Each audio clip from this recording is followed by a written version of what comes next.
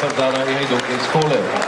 Evo sastava gostiju sa brojem 9 kapiten ekipe Lazar Veselinović, 1 Bojan Brać, 2 Miroslav Milutinović, 4 Radoš Bulatović, 6 Ivan Obrovac, 7 Nenad Adamović, 8 Milan Ćulum, 10 Danilo Sekulić, 15 Slobodan Lalić, 17 Saša Kiš i sa brojem 19 Miloš Cvetković, šef stručnog štaba Milan Milanović. Evo i sastava domaćih tima sa brojem 7 kapiten ekipe Irfan Musljanin, 24 Vladan Đogatović, 3 Miloš Žurnić, ekipa Novi Pazar, 4 Emil Lotinac, glavni aktor.